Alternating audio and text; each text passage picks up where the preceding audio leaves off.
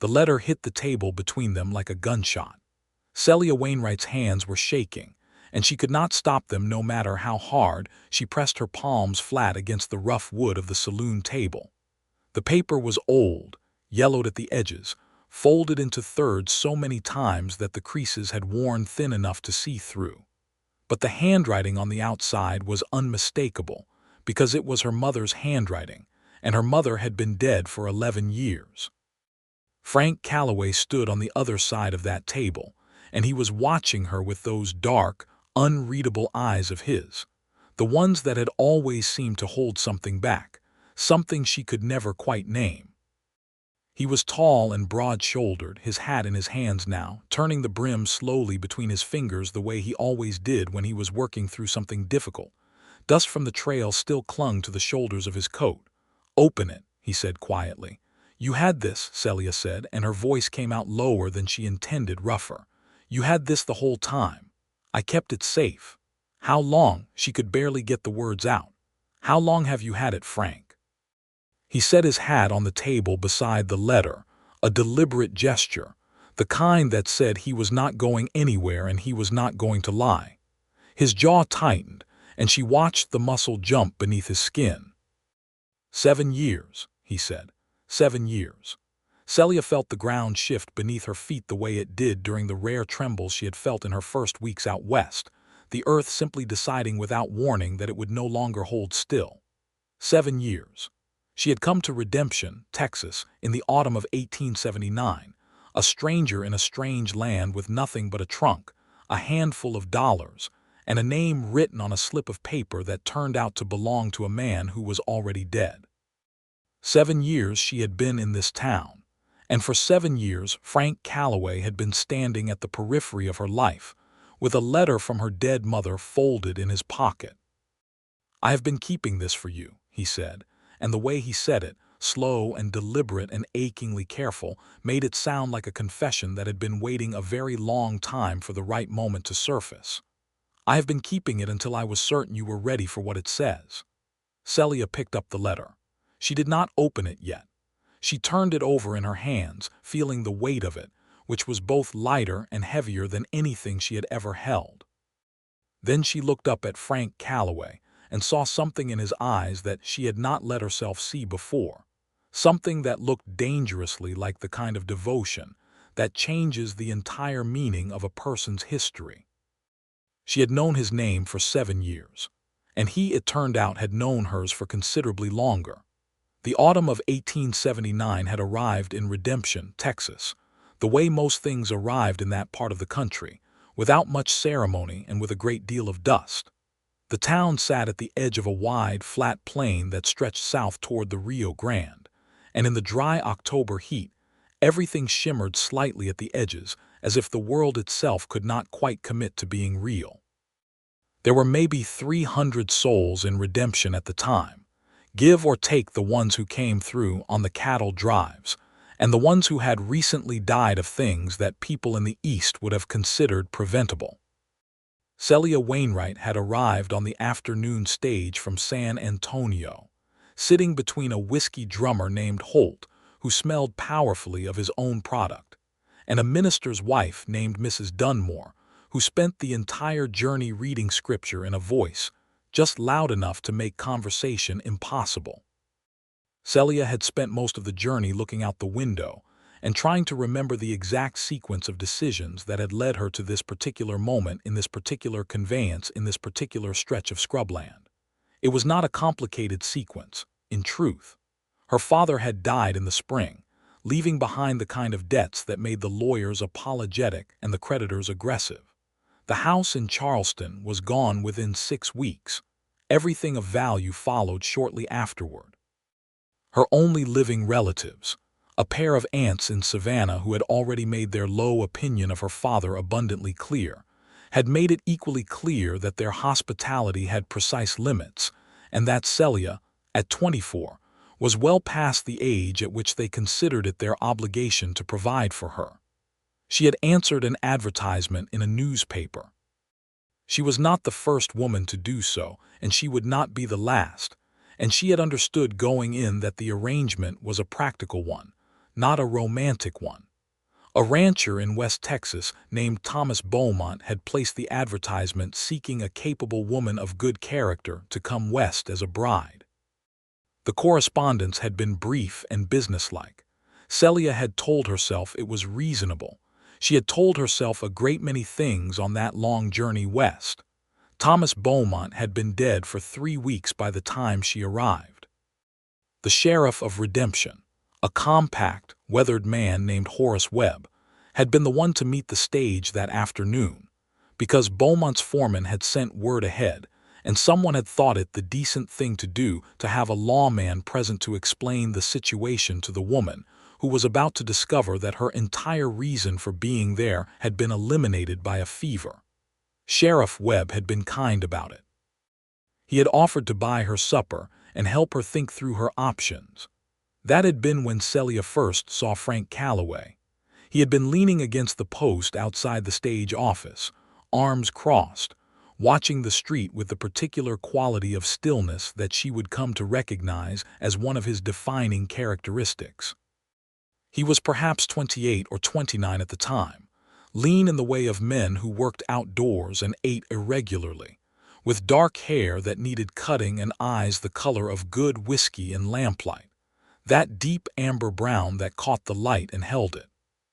He had glanced at her when she stepped down from the stage, a quick, assessing look of the kind that men in that part of the world gave strangers, taking in her trunk and her travel-worn blue dress, and the look on her face that she knew must have been broadcasting her uncertainty to anyone paying attention.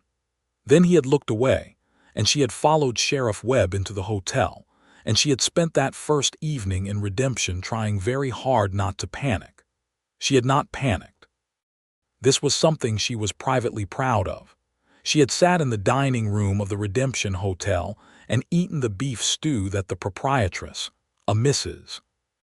Gallegos, had provided with genuine warmth and excellent corn bread, and she had laid out her situation with the same methodical calm that she had always brought to problems, because panic had never once in her experience made any problem smaller.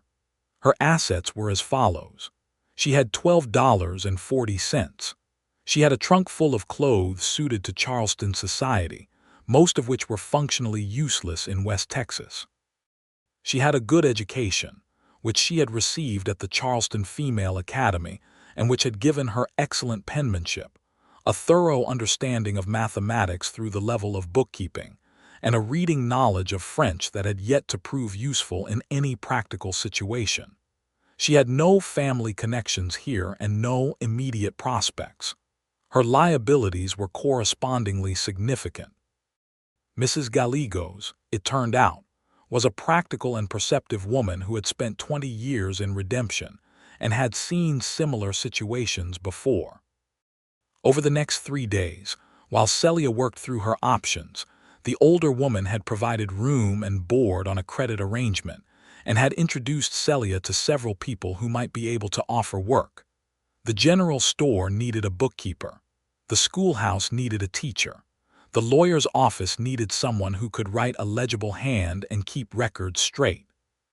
Celia had taken all 3 jobs simultaneously, which had resulted in a schedule that left almost no room for sleeping, but had allowed her to pay off her debt to Mrs. Gallegos within a month and begin accumulating the kind of small financial stability that made the future feel less like a cliff edge. It was the lawyer's position that had first brought her into regular contact with Frank Calloway. The lawyer was a man named Silas Odom, who was competent in the narrow specialty of land disputes and cattle contracts, and correspondingly incompetent in almost everything else. He had built a practice in Redemption over a decade by being the only lawyer within 3 days' ride, and by knowing exactly which corners of the law mattered in that part of Texas, and which ones could be conveniently overlooked. He had hired Celia on a Thursday, explained what he needed on a Friday, and by the following Monday she had reorganized his entire filing system and identified 3 active contracts that contained errors serious enough to void them entirely.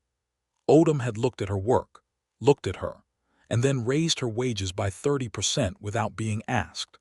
Frank Calloway came into the office on a Tuesday afternoon in November 1879, 3 weeks after Celia had taken the position.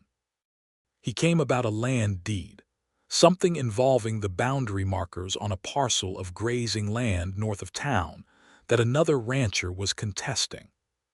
He sat across from Odom's desk and spoke in the quiet, direct manner she would come to know well, laying out the facts of the matter without embellishment or unnecessary detail, and when Odom had questions he answered them precisely. He had not appeared to notice her at first. She was at the side desk, copying a contract, and she was doing her job and not staring at clients, which was the professional thing to do. But at some point during the conversation, Odom had asked her to pull a particular file, and when she had stood and gone to the cabinet and retrieved it and brought it to the desk, Frank Calloway's gaze had moved to her face, and held there. It was not the kind of look she was used to from men. It was not admiring exactly, or not only admiring. It was more like recognition, which made no sense, because she had never met this man before in her life. He had that same quality of stillness as before, but there was something alert in it now, something that paid very close attention, and she had felt the weight of his scrutiny in a way that was uncomfortable, not because it was rude, but because it felt entirely too knowing. "Celia Wainwright," Odom said by way of introduction. "Just arrived from Charleston. Best clerk I have ever had, and I will deny saying that if she tries to use it to negotiate." "Miss Wainwright," Frank said, and his voice was exactly as she had heard it from across the room, low and even, but now it was directed at her and it had a quality she could not name. Something careful. Something that was doing a thing with her name as it spoke it, not performing it but placing it, like a man setting down something breakable. "Mr. Calloway," she had said, and gone back to her desk. She had thought about that look for longer than was sensible. She had attributed it to the general strangeness of her situation and the particular loneliness of those first months, when everything was new and slightly tilted, and she was constantly aware of being out of place. She had told herself she was imagining things. She was a schoolteacher and a bookkeeper and a law clerk, and she did not have time for imagining things. The winter of 1879 passed, and then the spring of 1880, and Celia Wainwright became, in her quiet, methodical way, a fixture of redemption. She taught the children in the one-room schoolhouse Monday through Friday, and kept the books for 3 businesses in town, and spent her Saturday afternoons doing correspondence for people who needed letters written or read. She learned which families were struggling, and which were doing well, and which were likely to cause trouble on any given evening. She learned the rhythms of the cattle drives and the seasonal patterns of the weather. She learned which water sources were reliable and which merchants were honest, and which of the horses at the livery were suitable for longer rides and which were not. She learned the landscape. She had not expected to love it, but she did. There was something about the enormous scale of the Texas sky, the way it went on in every direction without any of the soft qualification of trees or hills, that she found not oppressive as she had initially feared, but genuinely freeing. You could see everything coming from a long way off. You could see the weather building hours before it arrived. You could stand in one place and look out at the world and have the physical sensation of understanding exactly where you were. Frank Calloway came through Odom's office 3 or 4 times that first year, always about land or cattle contracts, always with that same quality of precise, economic speech. They had several conversations about documents, about filing procedures, about the particulars of property law as it applied to unfenced range. They were useful conversations, professional ones. He was courteous without being effusive, which she respected. He never said anything that was not directly relevant to the matter at hand, except once. It was in the summer of 1880, July, the heat pressing down on everything like a physical weight. She had been at the side desk and he had been concluding his business with Odom, standing and picking up his hat, and then he had paused in a way that was different from his usual movement. He had looked at her, and she had looked back because she was not a person who looked away from things that required looking at. "Are you well here, Miss Wainwright?" he had asked. It was such a small question. The kind of question that people asked 100 times a day, without meaning anything by it. But the way he asked it had a specific gravity to it, a genuine inquiry behind the words, and Celia had felt herself genuinely considering the question rather than reflexively answering it. "Yes," she had said after a moment, "I am well here." Something in his expression had settled, very slightly, as if an internal calculation had resolved in a satisfying direction. He had nodded and put on his hat and left. She had thought about that for several days. Then she had made herself stop thinking about it. The years accumulated the way years do, particularly in a place where the work is constant and the stakes are immediate.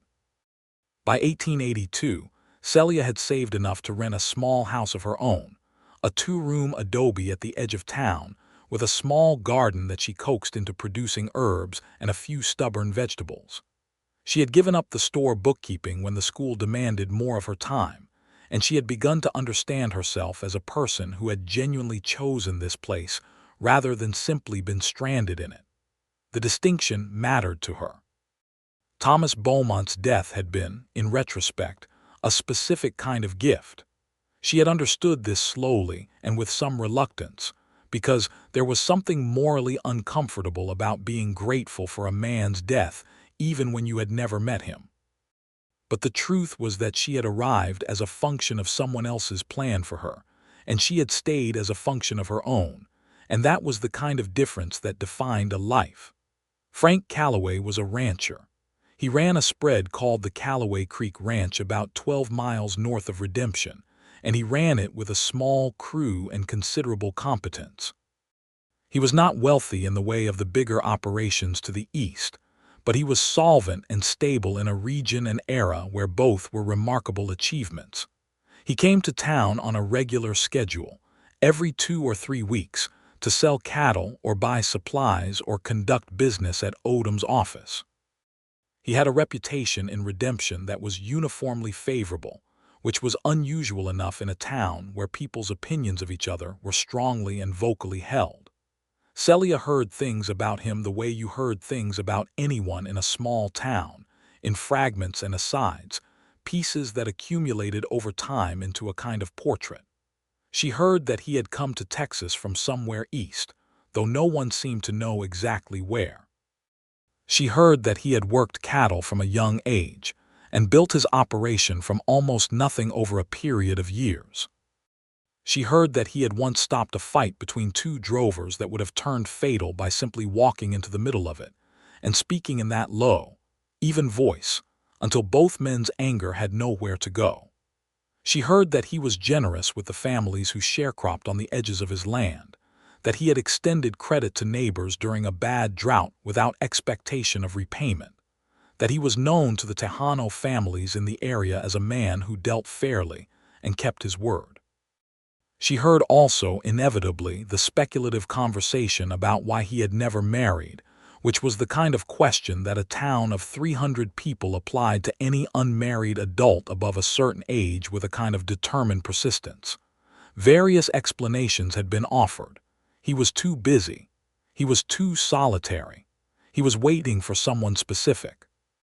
This last theory was generally offered by the more romantically inclined members of the community, and Celia had always listened to it with the particular careful neutrality of a person who is not willing to allow themselves to be interested in something that has not been offered. She was 29 in 1884. She had been in Redemption for 5 years. She had built a life here, a real one, the kind that had roots and weight and daily texture. She was not unhappy. She was, in many respects, genuinely contented. She was also, in the privacy of her own assessment, aware of a particular kind of loneliness that had not diminished with time or accomplishment, the kind that existed in the hour before sleep when there was no more work to do and no more problem to solve, and the quality of the silence in her small house had a specific quality of absence in it. She did not talk about this. It was not useful to talk about. She got up in the mornings and made coffee and taught school and did her work and lived her life, and the loneliness was simply part of the texture of things, the way the dust, was simply part of the texture of things, a condition of the environment that you made your peace with rather than wasted energy resenting. The spring of 1884 brought a series of events that would, in retrospect, mark the true beginning of everything. A family named Hollins arrived in Redemption in March, trailing the particular quality of desperation that attached to people who had tried several other places first. Jonas Hollins was a former sharecropper from Mississippi who had come west with his wife and 4 children, looking for the kind of fresh start that the West was theoretically offering with some frequency in that period. He was not a bad man, but he was an unlucky one, and his luck did not improve in Redemption. By April, the Hollins family was in serious trouble. Jonas Hollins had been unable to find steady work. The older children were not in school because they were needed to help with the younger ones, and Mrs. Hollins, whose name was Vera, had come to Celia in the kind of quiet desperation that was more heartbreaking than any dramatic appeal. Celia had started small, as she always did. She had found work for the older Hollins children doing odd jobs. She had enrolled the younger ones in school. She had spoken to 3 of the businesses in town about taking on Jonas Hollins for labor. She had, in the direct and practical way that had become her characteristic mode of helping people, simply identified what needed to happen and made it happen. She had not expected Frank Calloway to be aware of any of this. He came to see her in early May, not at the law office. He came to the schoolhouse after the children had gone home, knocked on the open door, and stood in the frame with his hat in his hands and that expression on his face that she had never quite been able to read. "I heard about the Hollins family," he said. "They are managing," Celia said. She was wiping the chalkboard, which was the kind of work that occupied your hands without requiring your full attention. "I have a foreman position open at the ranch," he said. "Jonas Hollins is not an experienced cattleman, but I have worked with men who were not experienced and became so. The position comes with a house." Celia had turned to look at him. She had spent a moment simply looking at him, trying to understand the geometry of the situation, what it meant that Frank Calloway had come to tell her this. "Why are you telling me?" she asked. He had considered this, that same deliberate consideration he always brought to questions that deserved it. "Because you would know how to tell him," he said, in a way that did not make him feel it was charity. She had looked at him for another moment and then said, "I will speak to him." The Hollins family had moved to the foreman's house on the Calloway Creek ranch by the end of May. Jonas Hollins had turned out to be a hardworking and capable man when given stable ground to stand on, and within a year, he was genuinely invaluable to the operation. It was one of those arrangements that worked out well all the way around, the kind that made the general mechanics of human generosity seem more elegant than they usually were. But the conversation in the schoolhouse doorway had changed something between Celia and Frank Calloway, or perhaps it had simply made visible something that had already changed without either of them having directly acknowledged it. He came to see her more often after that. Not always with a stated reason, though there was usually a reason produced if a reason was needed. He would stop by the schoolhouse after hours or come to the house she rented and sit on the small porch and drink coffee and talk.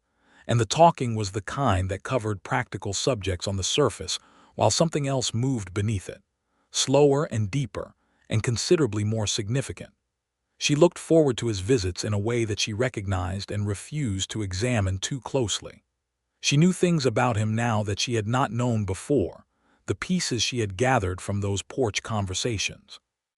He had grown up in Missouri, the son of a farmer who had died when Frank was 15. He had worked his way south and west over a decade, following cattle work because it was steady, and it suited his temperament. He had come to Texas in 1871 at the age of 20, and he had spent 8 years building the ranch before she arrived. He was 33 in 1884, 9 years older than she, which was not an unusual gap for the era, but was the kind of thing she noted with the part of her mind that was always doing arithmetic. He had been educated to the level of a country school, and had educated himself considerably beyond that through reading, which he did with the same quiet dedication he brought to everything. He had opinions about things, careful ones, the kind that came from having thought about something over a long time rather than simply having a reaction to it. He made her laugh, not often and not about small things, but in those moments when something genuinely absurd broke through the surface of the serious business of being alive in a difficult place at a difficult time. She was falling in love with him. She knew this. She admitted it to herself the way you might admit a difficult diagnosis, with clarity and without sentimentality, because denial was for people who had the luxury of being surprised by their own emotions, and she had never been one of those. What she did not know was what to do about it, because there was a particular asymmetry in their situation that gave her pause. He was courteous and attentive, and she believed that he was not indifferent to her, but he had not said anything that crossed the line from friendship into anything else, and she was not a woman who made declarations in the absence of any indication that they would be received. She had enough dignity for that. And there was also, threading through everything, the question she could not shake, that quality of recognition she had seen in his face the very first time they met, the way he had said her name. The sense, which she could not rationally account for, that she had not been a stranger to him even when he had been a stranger to her. She had almost asked him about it several times. She had always stopped herself, because it felt like the kind of question that, once asked, changed things irrevocably, and she was not yet ready for irrevocable changes. The summer of 1884 was dry even by Texas standards. The cattle drives came through trailing dust clouds that were visible for miles, and the water in several of the usual sources dropped to unreliable levels. The ranchers north of Redemption were particularly affected, because the creek that gave Frank's ranch its name ran shallow and intermittent all season, and the decisions about where to graze the herd and how many head to carry through the dry months were the kind that kept a man awake at night doing calculations. Celia saw less of Frank that summer because he was occupied with the business of keeping his operation solvent through a bad stretch, and she understood this and did not require his presence. But she was aware of his absence in the evenings on the porch, in a way that was information about the degree to which she had come to rely on his company. A man named Grover Dash arrived in Redemption in July of that summer. He came from the direction of San Antonio with a small group of associates, and a particular kind of confidence that Celia recognized within the first 10 minutes of his presence in town, as the confidence of a man who was accustomed to taking what he wanted, and had rarely been seriously inconvenienced in doing so. He was perhaps 40, broad through the chest, with a carefully maintained appearance that was designed to read as respectability, and that she found immediately suspect in the way she always found performances of respectability suspect when they were working too hard. Dash had money and ambition and an eye for land, which was not in itself unusual in Texas in 1884. What made him specifically problematic was the nature of the land he had his eye on. He had come to Redemption with paperwork, a lot of it, the kind that Silas Odom spent 2 full days reviewing with an expression of increasing discomfort. The paperwork purported to establish a claim on a significant portion of the grazing land north of town, including land that was currently being used by 4 separate ranchers, one of whom was Frank Calloway. Odom brought Celia in to review the documents, because by 1884 her legal knowledge had grown considerably beyond what her title suggested, and because Odom trusted her assessment in a way he had not quite intended to when he hired her. She spent 3 days with Dash's paperwork, going through it line by line, cross-referencing it against the county land records she had organized and maintained for 5 years. The documents were not forged. This was the difficult thing. They were genuine historical records, the kind that traced back to a period of significant confusion in Texas land law, the years immediately following the Civil War when the state land system had been administered inconsistently, and many records had been lost or never properly filed. Dash's claim rested on a legitimate original grant that had never been properly superseded. It was not an honest claim in the moral sense, because Dash had clearly assembled it by purchasing the relevant historical documents from multiple sources and stitching them together specifically for this purpose. But it was a claim that would hold up in court. She told Odom this. Odom had then told the 4 affected ranchers, and there had been a meeting at the Redemption Hotel that had the quality of a gathering storm, all that compressed anger and anxiety, and the particular frustration of men whose honest work was being threatened by someone else's cleverness. Frank had been at that meeting, sitting at the back of the room with his arms crossed, and that quality of stillness that was not passivity but something more like a contained force. He had not said much. He had listened while the other ranchers talked, and while Odom laid out the legal situation, and when it was his turn to speak, he had said simply that he intended to find a solution, and that the solution would not involve violence. And then he had looked at Celia, where she was sitting at the end of the table with her notes, and something had passed between them that was not quite a question and not quite an answer but was something in between. She had not slept that night. She had gone home after the meeting and sat at her kitchen table with the copies of the documents she had made, and she had kept looking, because there had been something nagging at her since the second day of review, some small detail that she had noted and not yet fully understood. She found it at 2 in the morning, in a footnote in a secondary document, a reference to a survey that had been conducted in 1868 that superseded an earlier boundary description. The survey had been conducted by a man named Hargrove, and it established a specific set of coordinates. If those coordinates were accurate, they placed the actual boundary of the original grant half a mile east of where Dash's claim assumed it to be, which would put the entire northern range outside the claim's jurisdiction. She needed the 1868 survey record. It should have been in the county records at the courthouse in the county seat, which was a day's ride away. She had written a letter that night and had it on the morning stage by 7 o'clock. 2 weeks later, the survey record arrived by return post, and it said exactly what she had hoped it would say, and the numbers were clear. She had walked to the law office with the document in her hand, and Odom had read it twice, and then looked at her with an expression that was as close to awe as she had seen on his generally phlegmatic face. "You understand what this means," he said. "Yes," she said. "It means Mr. Dash's claim is based on an incorrect boundary description, and the entire parcel falls outside his grant." The matter had taken another month to resolve through the courts, but it had resolved. Dash had left Redemption with considerably less grace than he had arrived with, the kind of exit that involved a great deal of muttering about lawyers and clerks and the general inadequacy of the Texas legal system, and the 4 ranchers had retained their land. Frank had come to the law office the day after the final judgment. He had waited until Odom stepped out, which she had not been certain was intentional, and then he had come to stand beside her desk in a way that was different from the professional way he usually stood near her desk. He was close enough that she could have reached out and touched his arm without moving from her chair. "What you did," he said. "I found a document," she said. "It was in the records. Celia." He said her name with that same quality he always used, that deliberate care, and she looked up at him.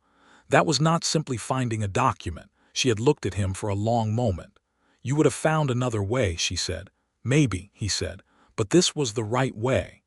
There had been a pause, the kind of pause that has weight and direction, that is moving towards something. "I would like," he said, and then he stopped, which was unusual enough that she gave it her full attention, because Frank Calloway did not begin sentences and abandon them. "I would like to call on you," he said, "properly, if you are willing." She had felt something open in her chest, warm and simple, like a window in a stuffy room. "Yes," she said, "I am willing."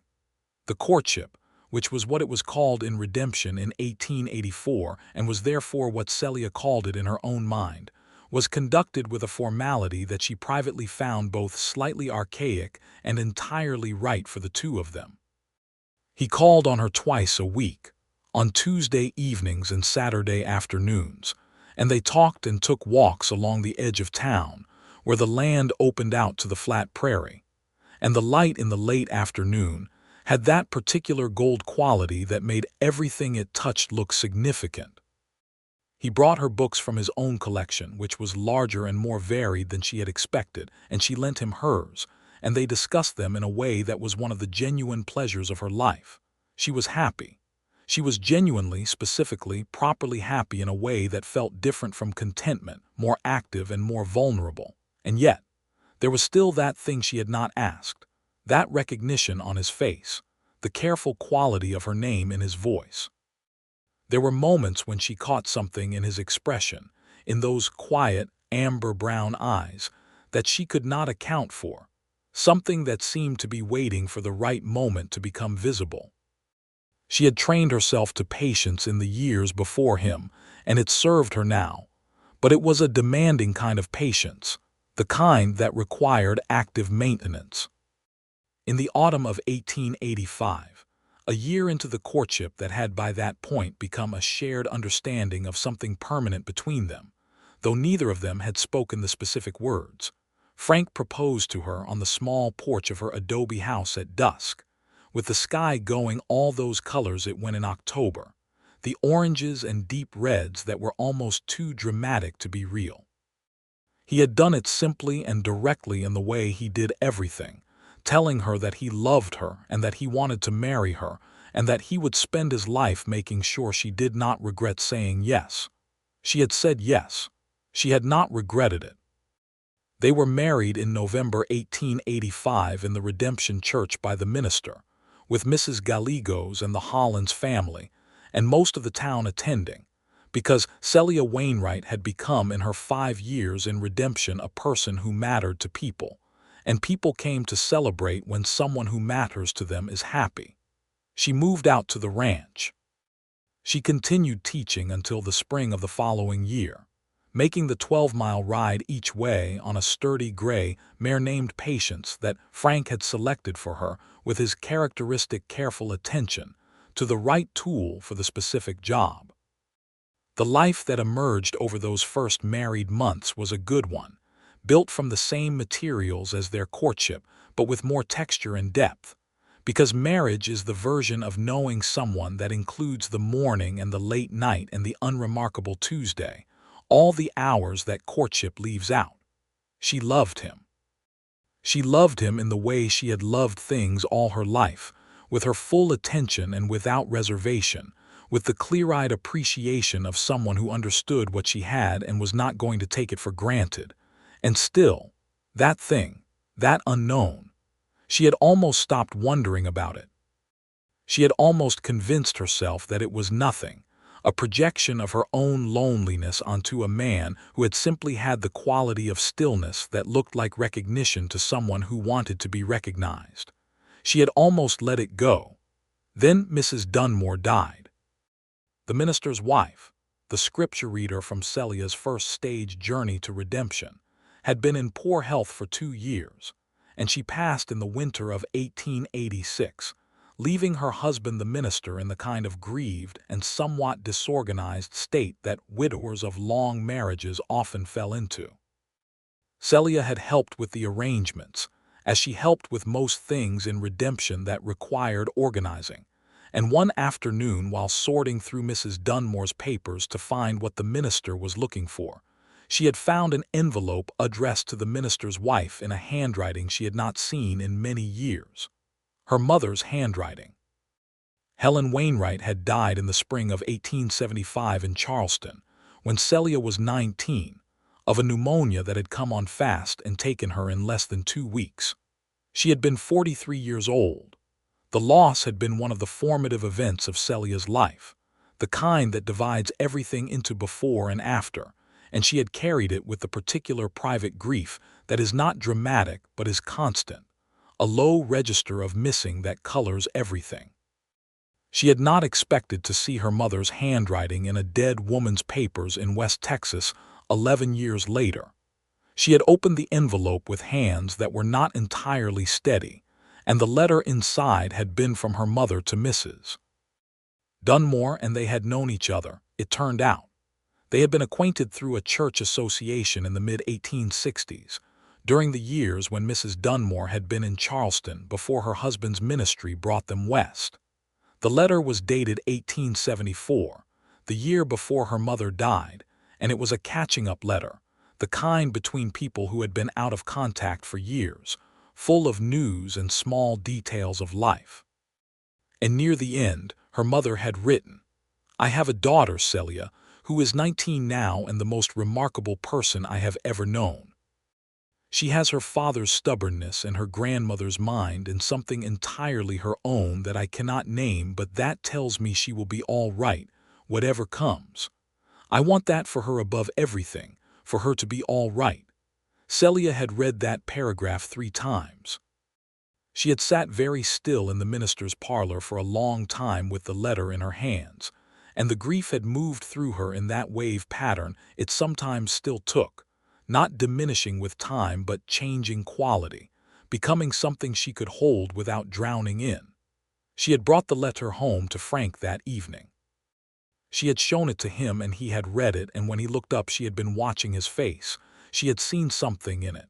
"You knew," she said. The word simply came out. "You knew something about my mother." He had been quiet for a moment. "Not then," he said. "Not when I read that letter just now, but yes, there is something I have known." She had waited. "I was not ready to tell you when you first arrived," he said. "And then time went on and the right moment kept not being the right moment, and I kept telling myself I was waiting until you were ready, until we were in the right place." "Frank, I know," he said. "I should have told you before now. I am sorry for that." She had known, in the way she often knew things about him, that he genuinely meant the apology and that it was not the full story and that the full story was coming. So she had waited because she was capable of waiting for things that mattered. He had told her to come to town with him the next day. He had something at the bank. She should come. She had spent the night in a state that was not quite sleep, drifting in and out of a half-conscious state, where the dreams had the particular quality of dreams that are working through something unresolved. She had woken before dawn and made coffee and sat with it in the dark, thinking about her mother's handwriting and Frank's quiet, deliberate face and the years of that particular quality in his eyes. They had ridden into Redemption the next morning, arriving at the bank when it opened at 9. Hiram Caulfield, who ran the bank and who was one of the few people in Redemption that Celia considered genuinely difficult to like, had retrieved something from the safe at Frank's request with the particular obsequious manner he adopted toward anyone he perceived as financially significant. It was a safety deposit box. Frank had rented it. He opened it on the table in Caulfield's back office, and inside was an envelope. And that was how they had ended up at the saloon table, which was not in fact the saloon at that point, but was where they had gone with the coffee Celia had needed before she could do the thing that needed doing. The envelope on the table between them and Frank standing across from her with his hat in his hands. 7 years, he had said. 7 years. She opened the letter. Her mother's handwriting again, but a different kind of letter. This was not a catching-up note between acquaintances. This was the kind of letter that a person writes when they know they are dying, and they need to get certain things said before the opportunity is gone. The date was March 1875, 6 weeks before her mother had died. The letter was addressed not to Celia but to her father, James Wainwright, and it was the kind of letter that changed everything you thought you understood about a story. Her mother had known Frank Calloway, not known him personally, but known of him. James Wainwright's distant cousin, whose name had been Robert Calloway, had settled in West Texas in the 1860s and had died there, leaving behind an 11-year-old son named Frank. Her mother had written to her father about this, had tried to get him to do something about the boy, to bring him east or at least send money. Her father, who was consumed with his own business difficulties during that period, had done nothing. But Helen Wainwright had kept track. She had written letters to a pastor in a town near where the Calloway boy had gone to work, and she had received letters back, brief ones, reporting that the boy was alive and working and growing and surviving. She had kept those letters, and in this final letter to her husband, knowing she was dying, she had asked him to do two things: to make sure their daughter Celia was cared for, and to find the Calloway boy and tell him that Helen Wainwright had thought of him all those years. Her father had not done either of these things. Her father had died with his debts and his business failures, and this letter, presumably among his papers, which had been dispersed in the chaos of settling the estate. But somehow, the letter had found Frank Calloway. She looked up from the page. Frank was watching her with an expression that was very careful and very open at the same time, the kind that took a long time to be able to make. "How?" she said. "The pastor your mother wrote to," he said. "He kept her letters. When he was dying himself, he sent them to me along with the letter your mother had written to your father. He thought I should have them. That was in 1879. The year I arrived," she said. "Yes." She thought about the look on his face when Odom had introduced them, the recognition. "You knew my name," she said. "I had read your name in your mother's letters," he said. "Dozens of times she wrote about you, Celia. She wrote about who you were, what you were like, what she hoped for you." He paused. "She loved you very much. The letters made that clear." Celia was not going to cry. She was a practical person who had made her peace with her losses. She was also, in this moment, a person who had just learned that the man she loved had been carrying her mother's words about her for 7 years, had known the shape of her before she had ever walked into his life, and had kept that knowledge safe and private and intact because he had not wanted to startle her with it or make her feel claimed by something she had not chosen. She cried. Frank came around the table. He sat beside her rather than across from her, and he did not do anything dramatic. He simply put his arm around her shoulders and let her lean against him, and he was warm and solid and there. And the crying was the kind that had some relief in it, some long-held thing releasing. When she had finished, she sat up and looked at him. "You said you were keeping it for me," she said, "for when I was ready." "Yes," he said. "What made you think I was ready now?" He considered this for a moment. "Mrs. Dunmore's letter," he said. "You had already found your mother's words in someone else's keeping. I thought it was time you had them in your own."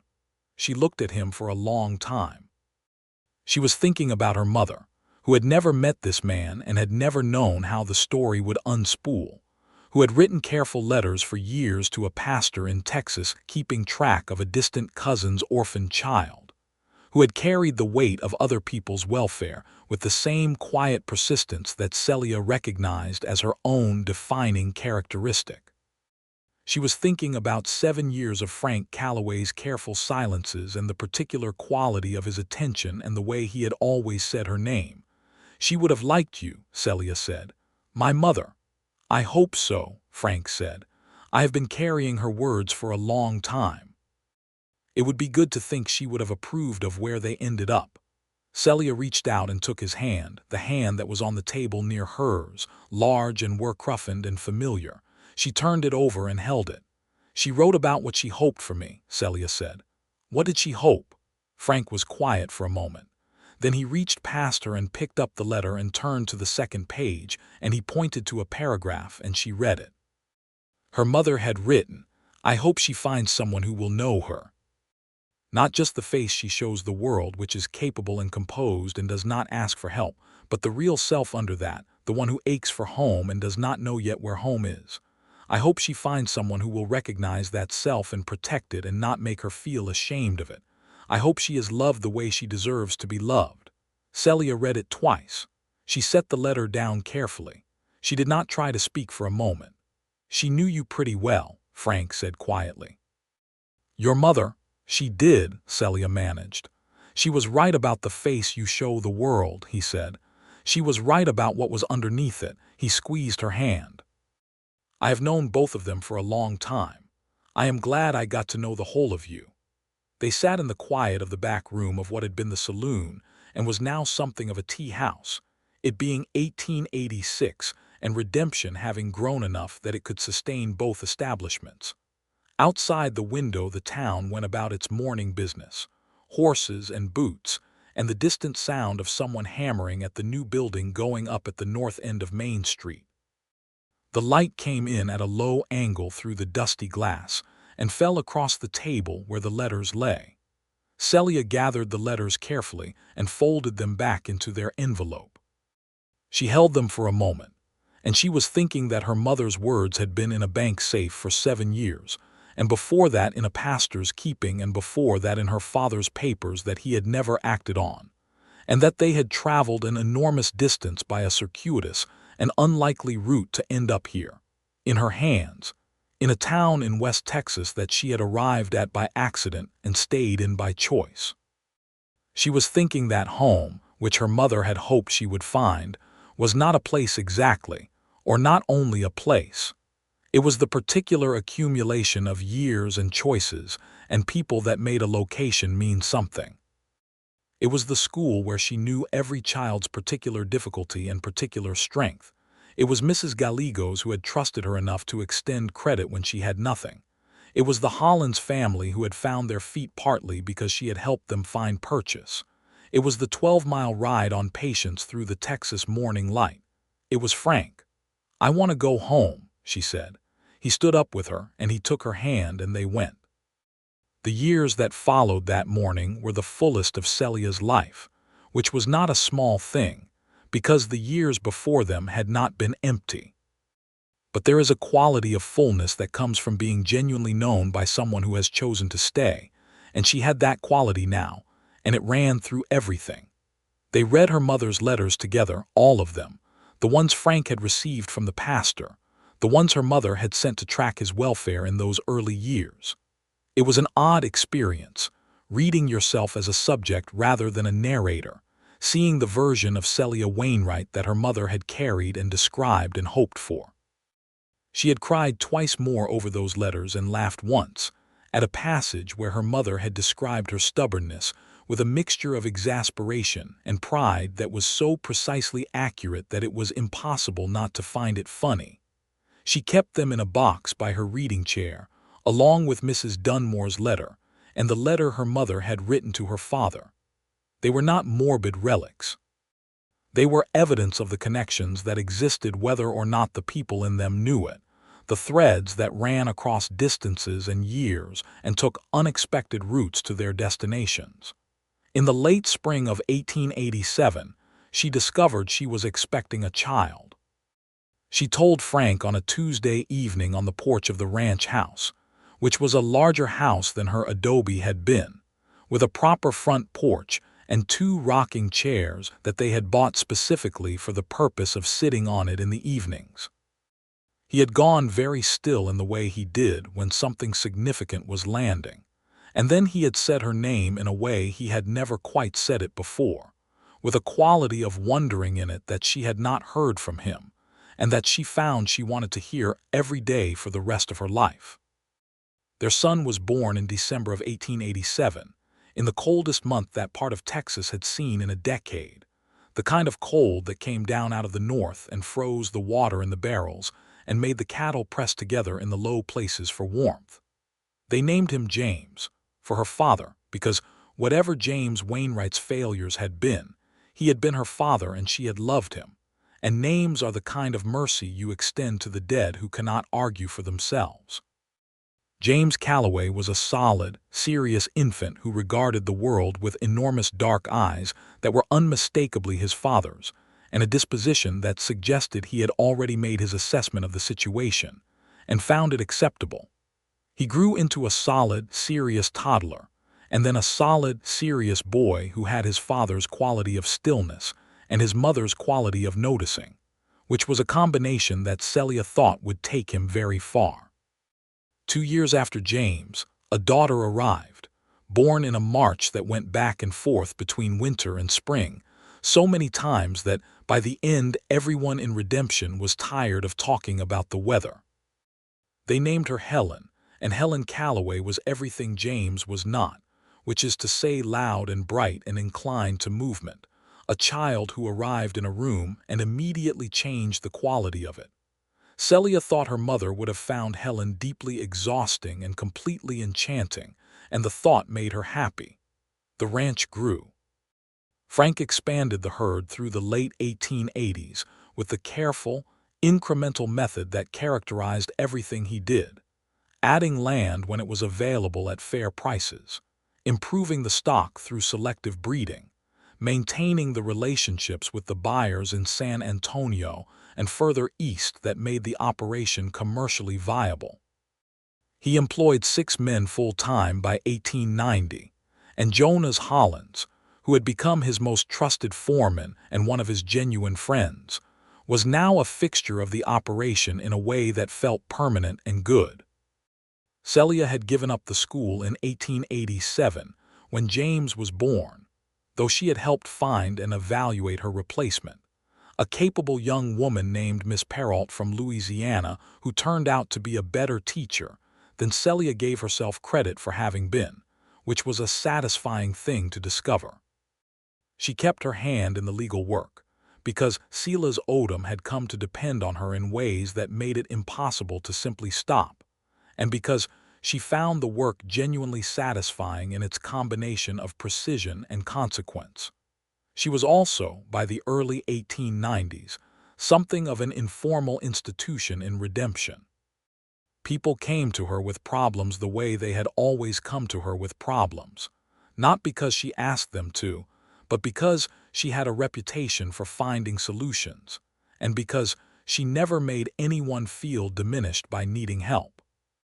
She had opinions about the town's growth, about the school funding, about the water rights negotiations that were becoming increasingly contentious as more people came into the area, and the resources that had seemed unlimited began to show their limits.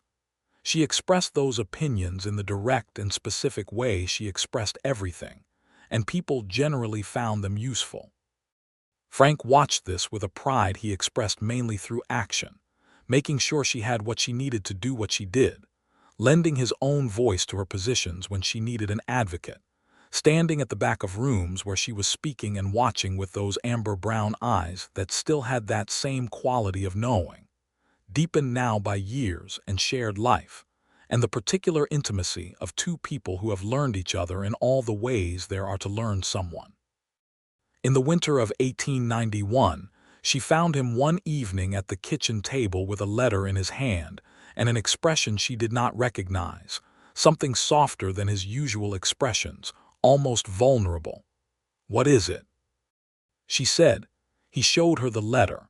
It was from a man named Clement, who was an elderly pastor in Missouri, who had known Frank's father and had been trying to locate Frank for some years.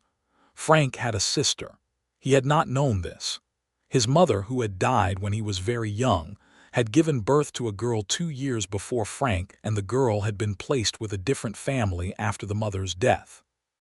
The sister, whose name was now Clara Whitmore, was alive and living in Missouri, and had been looking for her brother through the same pastor who had finally found him.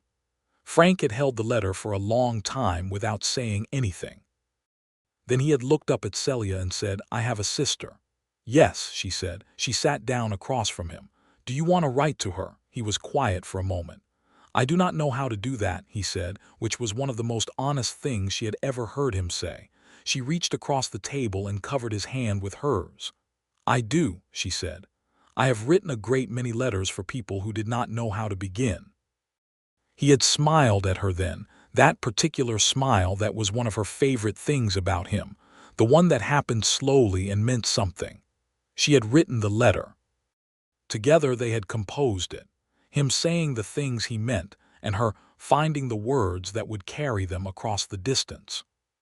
3 weeks later, Clara Whitmore had written back, a long, uncertain letter that was also the beginning of something, and within a year the correspondence had grown into a genuine connection.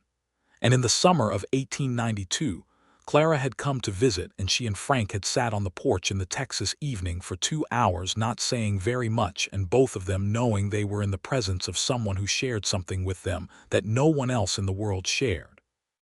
The specific, irreplaceable quality of blood. Clara stayed for a month and returned twice more in the following years.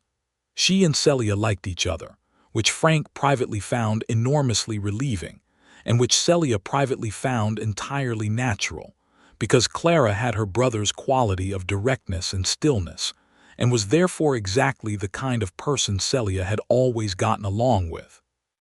In 1893, Redemption received a railroad connection to the main San Antonio line, which changed the town with the speed that railroads changed everything they touched in that era, fast and significant and not entirely reversible. The population grew. New businesses arrived. The dynamics of commerce shifted, the cattle drives that had been the rhythmic pulse of the region giving way to a different kind of economy. Frank had seen it coming and had positioned the ranch accordingly, with more emphasis on quality breeding stock than on volume, a market that survived the railroad era better than the strictly numbers-based approach. Odom retired in 1894, selling his practice to a younger lawyer named Merriweather who had come out from Austin. Merriweather was ambitious and clever, and recognized immediately that Celia Wainwright Calloway was an invaluable resource. He had hired her formally this time, with a proper title, as his legal clerk and advisor, with appropriate compensation that was still probably insufficient given her actual contribution, but was considerably better than the original arrangement with Odom. James was 7 in 1894, and he was in the second year of his formal schooling, taking to learning with the same quiet intensity he took to everything. Helen was 5, and already showing a determination to read everything in the house that included standing on chairs to reach the upper shelves and dragging books to her father to have read aloud, with an insistence that he was fundamentally incapable of refusing. Frank read to both children every night that he was home, in that same low, even voice that Celia had first heard across Odom's office 15 years before, and she sometimes sat in the doorway of the children's room and listened to it, to the cadence of his voice and the children's silence, and felt the quality of the moment in a way she hoped she would always be able to recall. She had a photograph taken that year, 1894, the 4 of them in the doorway of the ranch house. Photography was still a somewhat solemn business, requiring everyone to hold still for long enough that the smallest children were generally the most blurry in the resulting image. Helen had declined to hold still, which was very much in character, and so in the photograph she was a slightly smudged presence against Celia's side, while James stood next to his father with that particular composed expression he wore in all his formal moments. Frank had his hand at Celia's waist, and they were both looking at the camera, and she had the photograph for the rest of her life, and always thought it was the truest image of who they were, all 4 of them caught in one frame, imperfect and alive. A third child came in 1896, another boy, born in August when the heat was at its height and Celia was 39 years old, and managing the whole thing with the same pragmatic determination she brought to everything. They named him Robert, for Frank's father's cousin, for the man whose existence had been the distant thread that connected their histories, whose death had left a boy alone in Missouri, who had found his way to Texas, and who had been carrying a dead woman's words about her daughter for 7 years before that daughter had walked off a stage coach into the dust and heat of a West Texas October. Robert Calloway arrived in the world with a set of opinions about it that he communicated at considerable volume, an approach he maintained throughout his infancy, and showed no signs of abandoning as he grew. Frank looked at his youngest son with an expression that combined love with a kind of awed bewilderment, as if the loudness were an entirely new dimension of human possibility that he had not previously encountered in this quantity. James, who was 9, regarded his new brother with the philosophical acceptance of someone who understood that the world was going to do what it was going to do. Helen, who was 7, had immediately decided that Robert was her particular project and had appointed herself his primary educator, which was both sweet and somewhat alarming given that Helen's educational methods were vigorous and not strongly modulated to the capacity of the student. Celia looked at all 3 of them, and at the man who stood with her looking at them and felt the thing she had been feeling for more than a decade now. That specific fullness, that sense of a life that had been built on the right foundations and had become what it was supposed to become. She thought about the woman who had stepped off the stage in 1879 with $12 and a trunk full of useless clothes, and the particular careful blankness of someone who had learned not to expect too much from the future. She thought about the years of building, the school and the law office and the small adobe, and the long porch conversations with a man whose face had carried something she had not let herself understand. She thought about the letter in the safety deposit box, held safe and intact for 7 years, and her mother's words traveling across decades and distances, and finally arriving where they were meant to arrive. I hope she finds someone who will know her. She had found that. She had found it in a way that was more complicated and more layered and more genuine than anything she had thought to hope for, in a man whose knowledge of her had preceded her presence, who had recognized something in her before he had the right to, and had kept that recognition quiet and patient until the right moment, who had loved her in the specific and particular way that her mother had described with the accuracy of a person who had understood her daughter better than her daughter had understood herself. One evening in the spring of 1897, when the children were in bed and the ranch had settled into its nighttime quiet, and the Texas sky was doing its enormous star-crowded thing that never entirely ceased to be remarkable no matter how many thousands of times you looked at it, Celia sat on the porch with Frank and a cup of coffee that was cooling between her hands and thought about the whole arc of it. "What are you thinking about?" Frank asked. He was in the rocking chair beside hers, and he had that quality of stillness that she had loved for so long, that contained and present quality. "My mother's letters," she said. He nodded. "She hoped I would find someone who knew me," she said. "She wrote that, and I think about what she meant by it, knowing, because there are a lot of ways to know someone." "Yes," he said. "You knew my name before you knew my face," she said. "You knew the version of me my mother described before you knew the version I would have described myself." She turned to look at him. "Do you think they were the same?" He was quiet for a moment, that deliberate quiet that she trusted. "Mostly," he said. "Your mother knew your essential self. The particular qualities of you that were always going to be yours, the precision, the steadiness, the way you care about people without making them feel it as a burden." He paused. What she could not have known was everything that those qualities would build, the specific life you made, the way you are in a room, in a town, in a family. Another pause. She knew what you were made of. She did not know what you would make. Celia thought about this for a while. "I think she would have liked what I made," she said. "I think she would have loved it," Frank said. They sat in the quiet for a while, the stars doing their vast and indifferent work overhead, the occasional sound from the barn where the horses shifted in their stalls, the distant sound of James coughing once in his sleep and then settling. The spring night had a warmth to it that was not yet the pressing heat of summer, just the right quality of air, the kind that feels like a particular kind of promise. "Frank," she said. "Yes." "Thank you," she said, "for keeping it, for knowing when to give it to me." He reached across the space between the rocking chairs and took her hand. His hand was warm and familiar, the same hand she had held in the back room of the tea house 11 years ago when she had read her mother's words for the first time in his presence. The same hand that had helped build everything they had built. "Your mother trusted someone with her words," he said. "And that trust moved through several sets of hands before it reached you. I was just one of the keepers." "You were the most important one," she said. He squeezed her hand. She looked at him in the starlight, this man who had known her name in a letter for years before she became a person standing in front of him, who had carried the weight of a dead woman's hope for her daughter with care and patience and the quiet decency that was his most essential quality.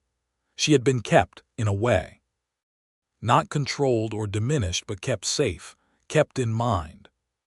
Carried through years by words in a letter, anticipated by a man who had not yet met her, arrived at by a route that was not the one she had planned, and not the one her father had arranged, and not the one her aunts in Savannah had imagined for her. Arrived at by the route that was hers. She thought her mother had known this might happen.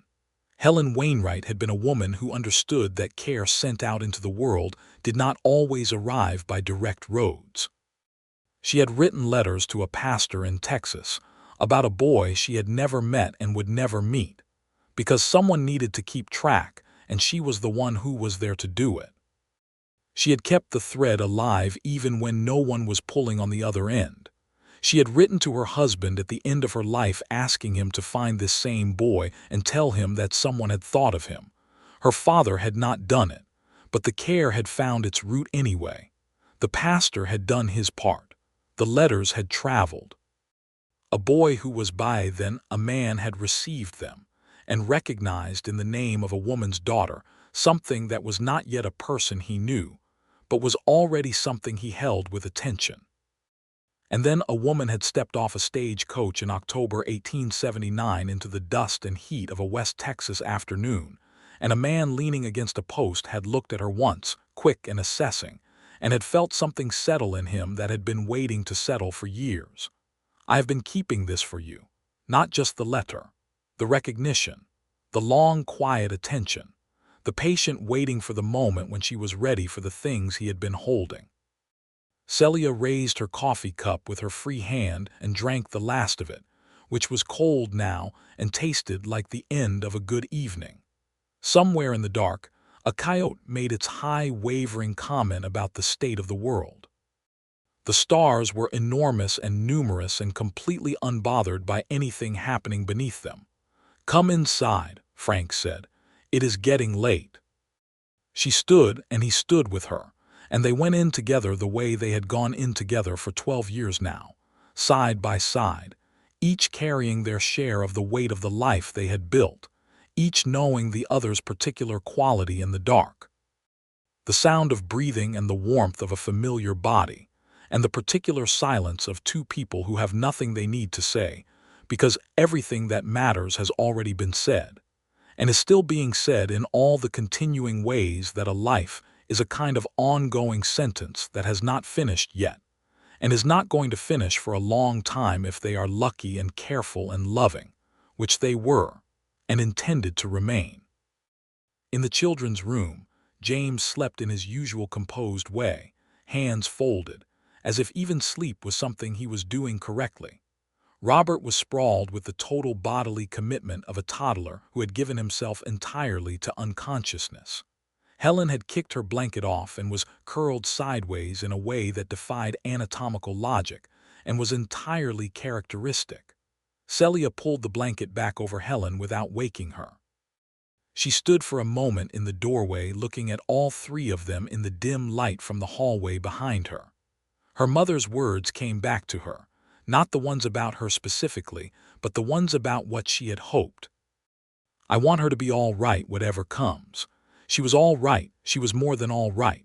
She was, in the specific and particular sense that her mother had meant, entirely all right.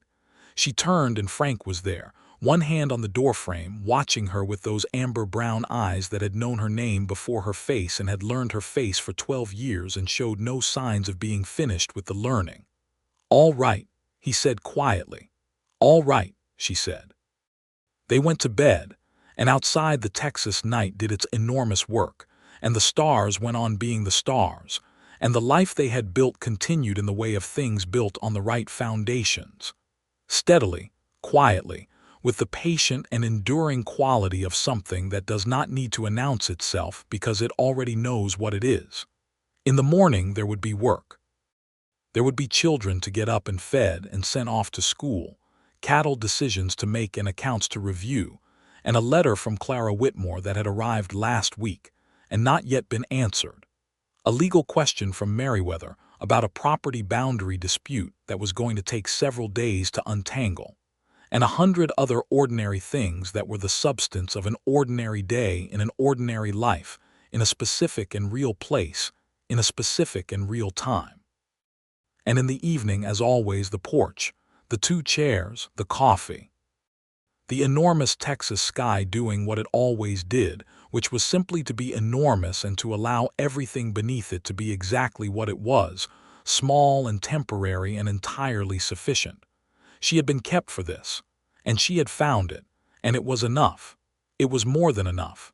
It was everything.